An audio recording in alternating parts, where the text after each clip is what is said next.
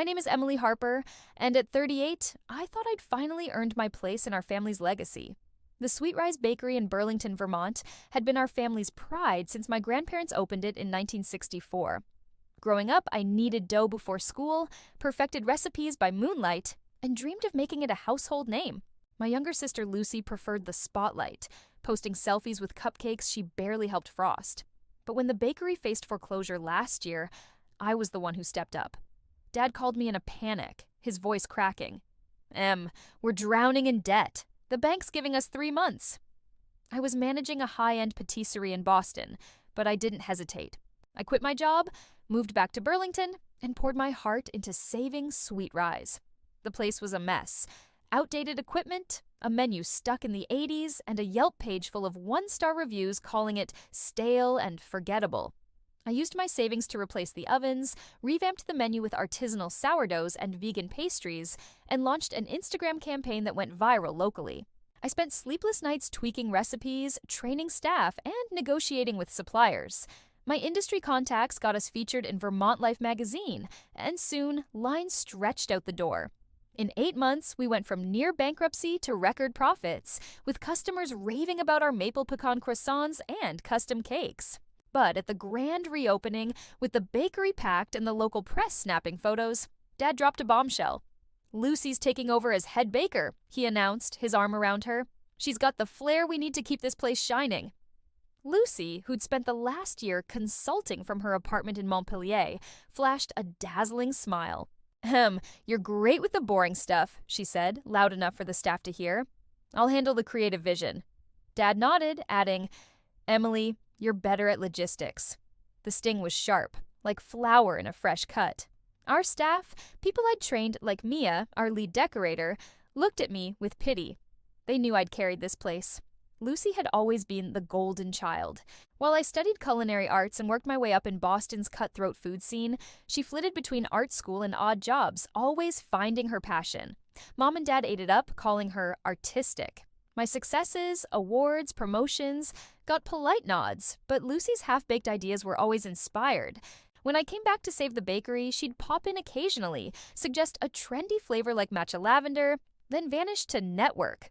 I thought the numbers, tripled revenue, glowing reviews, would finally make them see my worth. I was wrong. The final straw came a week later. Lucy, now head baker, decided to replace my signature sourdough with her innovative gluten-free version, claiming it was more modern. Customers complained, sales dipped, and she blamed me for not prepping the staff properly. I showed Dad the customer feedback, but he just shrugged. "Give her time, Em. She's learning." That's when I saw the For Lease sign on the old Maple Street Cafe, a rundown spot across town with a prime location near the university. My mind raced. It had charm, exposed brick, big windows, and potential I could mold. I'd spent years building connections in the industry, and my savings were still decent, despite the bakery investment.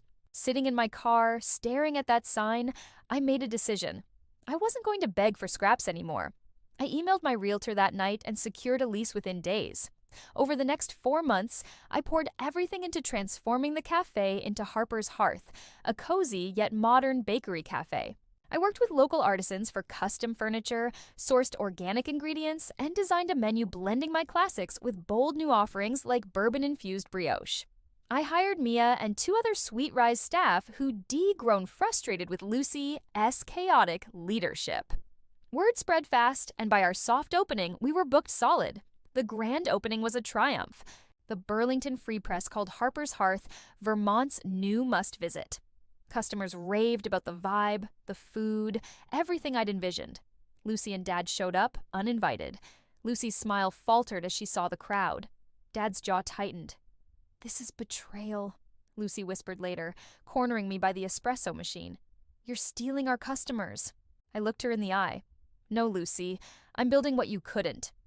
Sweet Rise's reviews tanked. Complaints about inconsistent quality, long waits, even a health code violation after Lucy ignored my storage protocols.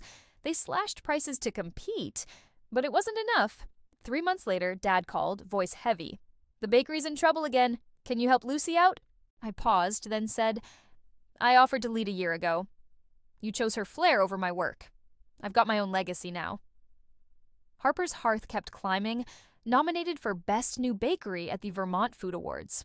When we won, I saw Dad in the audience, clapping slowly. It wasn't an apology, but it was something. Standing in my bustling cafe, surrounded by my team and loyal customers, I felt free. I'd built this with my own hands, and no one could take that away.